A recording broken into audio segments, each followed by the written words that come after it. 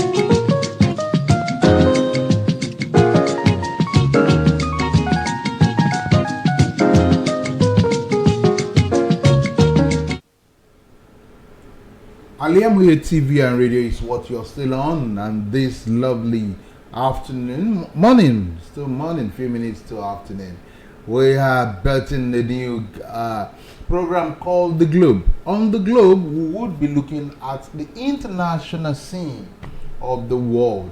We will look at what is happening in the world, how is the world reacting to it, on Aliamuye TV and radio with The Globe. I am Oluwafisayomi Ajibola. Today on The Globe, we want to look at news around the world. We also want to exhort you that you please share this content on from our social media loop to every of your friends and loved ones. You can get to subscribe to our channel on YouTube, and so follow and like our pages on Twitter, Instagram, and also on Facebook. Okay, let's look at what is happening in the world. The one reigning, yes, the one everybody is talking about was what happened yesterday, and that is the coronation of the prince. Amidst cheers, protests, King Charles is crowned. After being heir to the throne for 70 years, King Charles III was crowned as the monarch of the United Kingdom at the Westminster Abbey yesterday. The 40th monarch to be crowned at Abbey, Charles, who watched his mother, the late Queen Elizabeth II's own coronation as a 4-year-old boy in 1953, was crowned several minutes ahead of Camilla, the Queen consort, by the Archbishop of Canterbury, Justin Welby. About 10 heads of state and dignitaries from around the world in the Commonwealth, as well as First Lady of the United States, Jill Biden, attended the service in company of over 2,000 members of the congregation invited to the historic service. This Charles King witnessed the coronation of his mother when he was just 4 years old.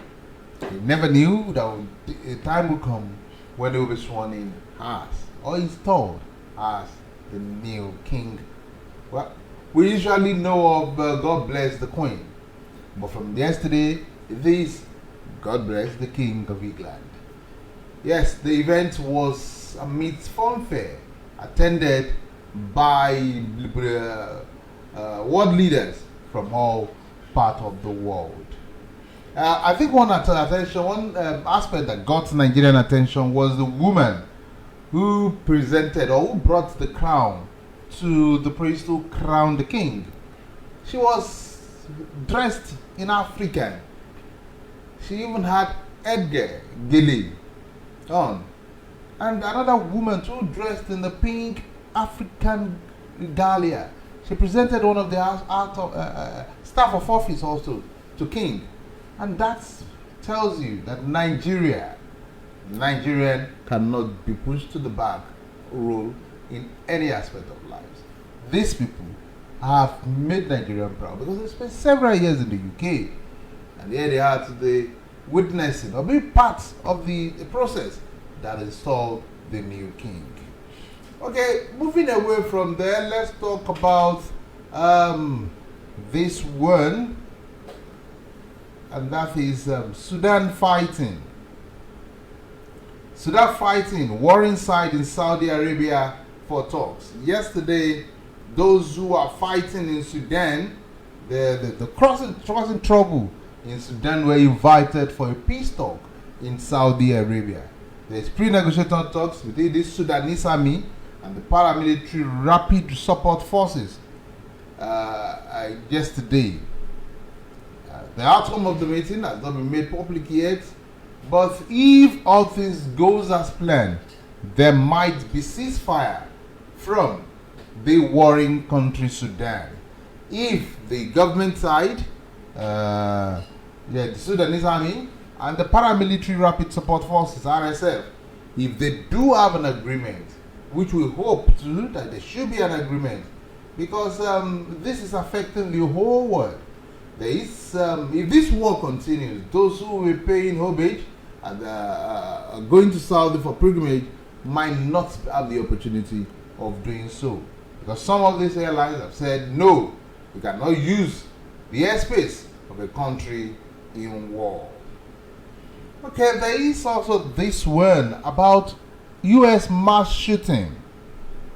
It's sad that shooting has become the order of the day in the U.S.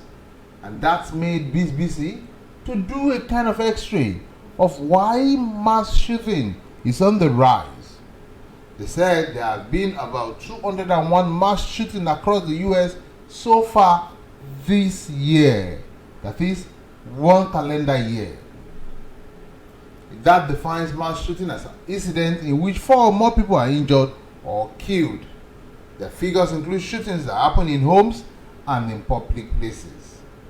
There have been 2 in Texas in last week, 5 killed at home in Cleveland, north of Houston, and 8 dead at the shopping mall in Harlem.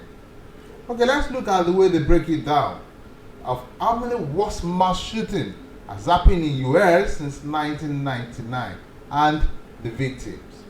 Okay, in Columbine, Colorado in 1999, they have over 10 people who were shot dead. In 2009 at Burlington, New York, they have around 10. In Fort Hood, Texas, around 10, 2019, 2009. In San Bernardino, California in 2015, that was close to 20. Parkland, Florida, about 20 in 2018. And till 2017 in Las Vegas, Nevada, we have over 60 casualties. But have you ever asked yourself, why do US gun death break down? Well, I think there is gun in circulation in that country because it's a Western world. That will make somebody get angry, go to where there are crowds, and start shooting at them without a reason. Probably the person is suffering from depression that they cannot manage, or he has to come out and waste people's lives. So sad. Okay, we're talking about shooting. BBC also reported Texas shooting as people flee as gunshot ahead at mall. The video is in town. It's on social media where you will see the people running from pillar to post. That was on Saturday precisely. On Saturday, there was shooting in a mall in America, in Texas precisely. And this shooting was said to have led to death of about 8 people. 8 people according to the police. Well, we just pray that these people who usually lose their cool do not get to where we are. We should always be safe. Okay, this one too talks about Vietnam's record hottest temperature ever as heat waves grip southeast. Okay, there is the temperature records have stumbled across Southeast Asia over the weekend as the region sweaters under a week-long heat wave that has brought misery to millions. All-time high were recorded in Vietnam, Laos, and Thailand's capital, where the heat has been compounded by an intensive smoggy session that has caused pollution level to spike. Scientists have long warned that heat waves are said to get worse as the impact of the human-caused climate crisis accelerate. In Vietnam, temperature reached 44.2 degrees Celsius on Saturday in the northern district of Chua Duango, the highest temperature ever recorded in the country, according to weather historian Massimiliano Herrera. Well, we should say God is wonderful. While we are getting cold and also rain sometimes in this part of the world, there is a country that is presently experiencing heat waves. Is presently rocking Vietnam and some countries around it. Okay, let's see what else can we talk about on the international scene. Okay, let's quickly look at what China says. China is saying that it's imperative to stabilize the U.S. residents, the U.S. relations rather. You know that they are always having one thing or the other to do. But the Chinese Foreign Minister Ken Gang in Shanghai did talk about the relationship being shared by the American government and also that of the Chinese government.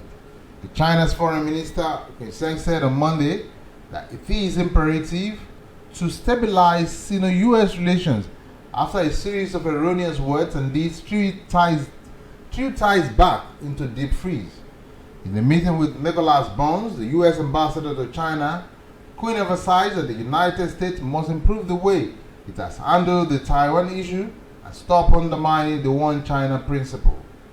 The relationship between the world's two biggest economies sank to a low last year when then Speaker of House of Representatives Nancy Pelosi paid an official visit to democratically governed Taiwan, angering China, who claims the island is at its territory. Okay, that is where war power fights, and we'll see who then will suffer in the hands of those who have been seen to be the Helivans. Okay, let's look at some political stories in the world. Biden news campaign manager brings a low profile of a job with big challenge. Senator Love Scott said rioters should be dealt with accordingly. He said those who make riots, if you use them as an example and deal with them, it will be discouraged. Okay, let's quickly look at this one about the female. Yes. Oh, the internet is having an issue again. Okay. The Treasury Secretary painted a dire picture of what might happen if the borrowing limit is not increased. It is widely agreed that financial and economic chaos would ensure. This one in America, the Treasury Secretary Janet Yellen is advising their government to go and borrow because they have so many things to do. Unfortunately, it's the other way around in Nigeria, where Nigeria has borrowed so much that now Nigeria is being even discouraged from borrowing more. Treasury Secretary Janet Yellen said on Sunday that there are no good options for the United States to avoid an economic calamity.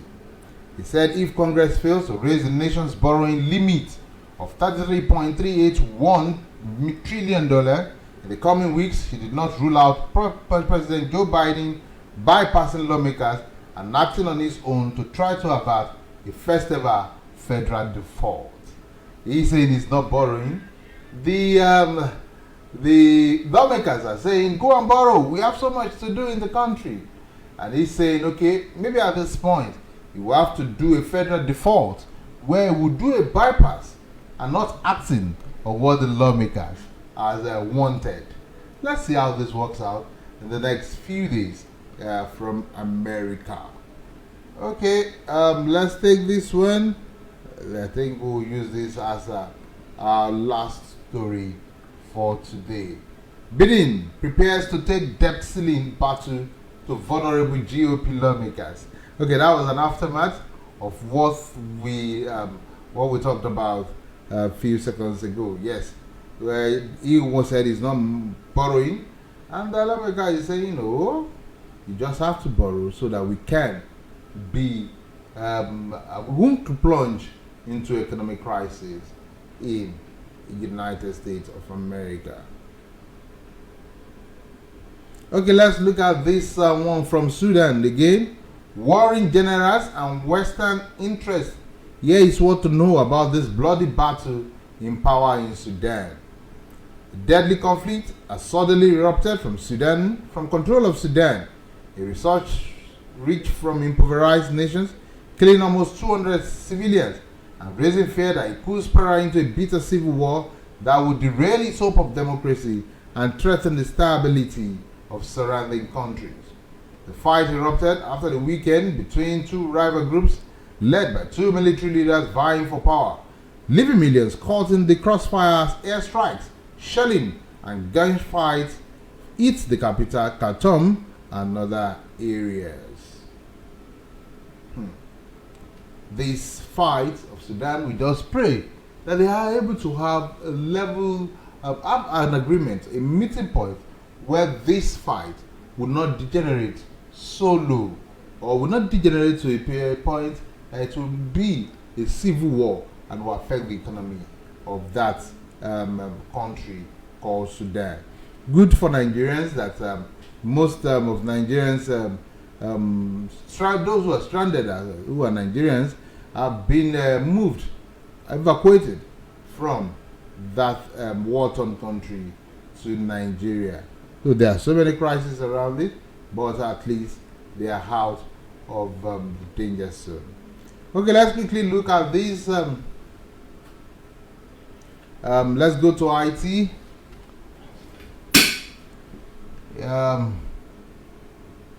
This one. Okay, this one talks about mass shooting again. It is a breaking news.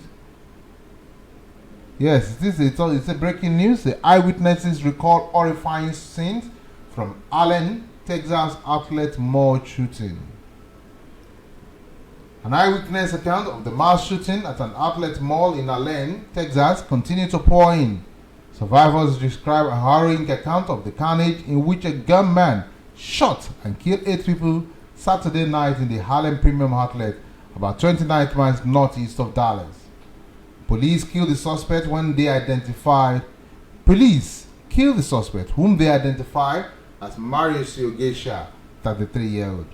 Geisha had a tactical vest and was armed with a rifle of some kind, as well as handgun. A senior law enforcement official said. More weapons and ammunition were found in his car, the official said. Employees, shoppers, and their relatives said they would never forget the terrifying scene that played out before them. The 33-year-old man took his car, loaded it with gun, and drove to a mall where you will see crowd, Harlem Premium Outlet. And when he got there, he opened fire, killing people. He killed about 8 people and injured so many. Those who witnessed the scene, they could not come out of the trauma. But would we say it's fortunate?